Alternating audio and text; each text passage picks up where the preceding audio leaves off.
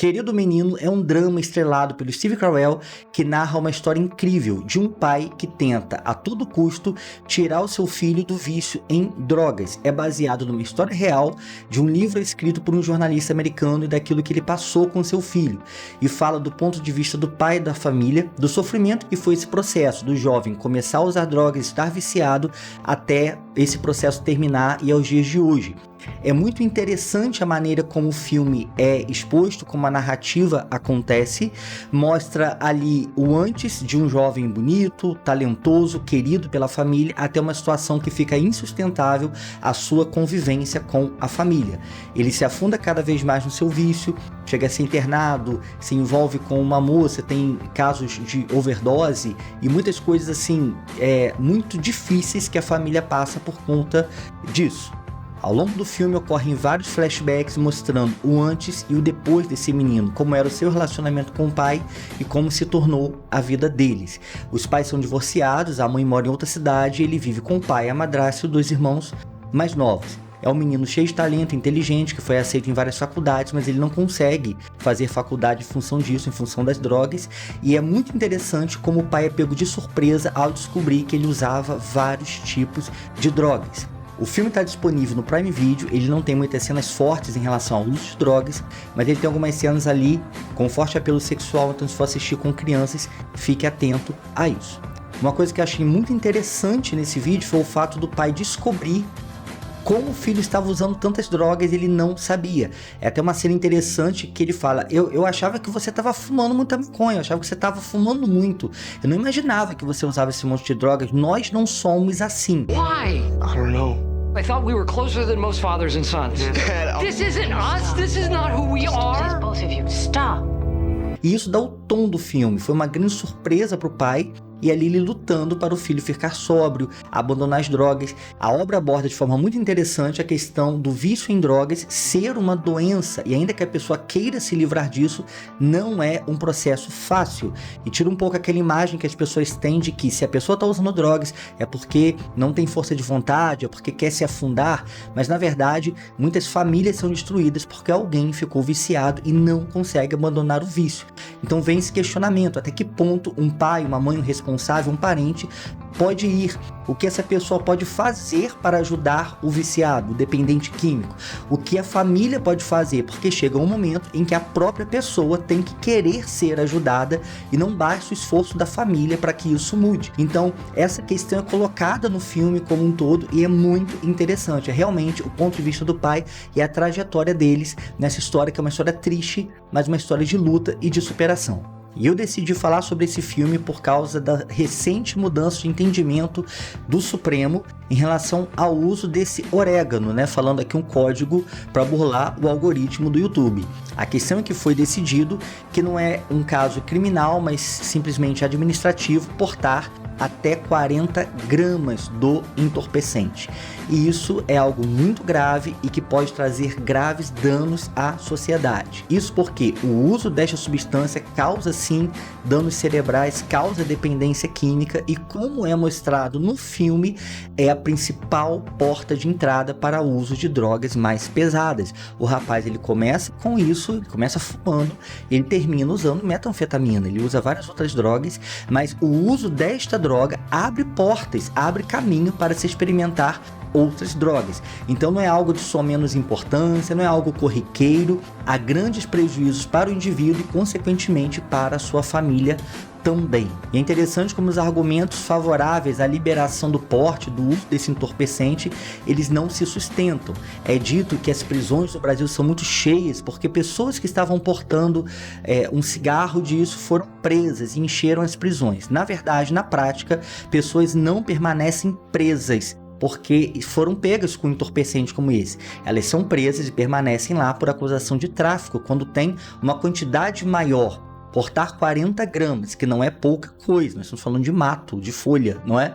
Portar 40 gramas, será que não é o suficiente para levar para outra pessoa? Será que não vai beneficiar para que haja maior capilaridade ainda para o crime organizado? Como as pessoas vão portar algo que é proibido vender? Onde elas vão conseguir isso?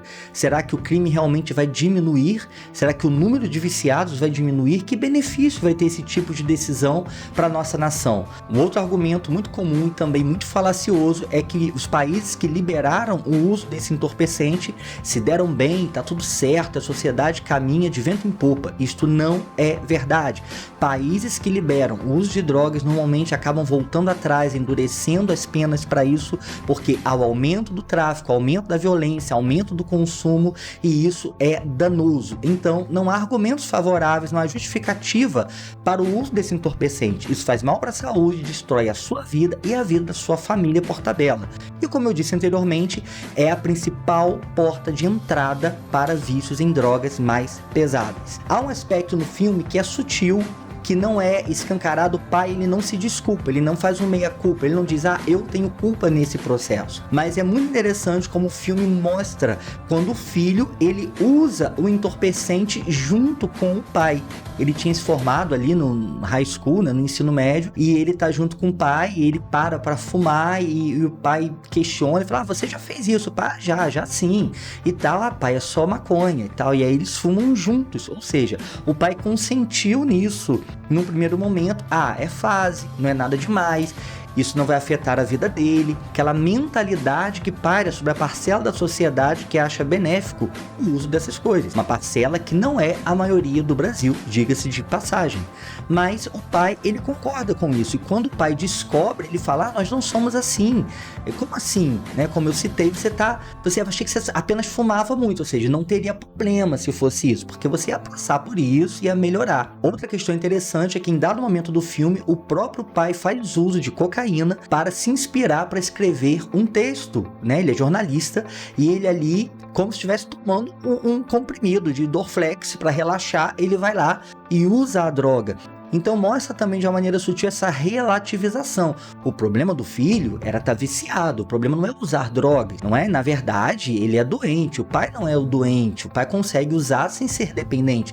E isso é muito falacioso. E quem sabe o filho não achou que podia viver dessa forma e fazer como o seu pai. Fato é que drogas são perigosas e que realmente são um grande risco para a sociedade e para as famílias. Se você é jovem, se você é seduzido por isso, sai fora, não vale a pena. E se você conhece alguém que está com problema com drogas, tenta aconselhar, monitorar, porque o vício tende a aumentar e as consequências são desastrosas. Foi interessante alguns dias ouvir um deputado que é médico falar numa comissão no Congresso sobre esse assunto e fazer o comparativo dos dados sobre o cigarro.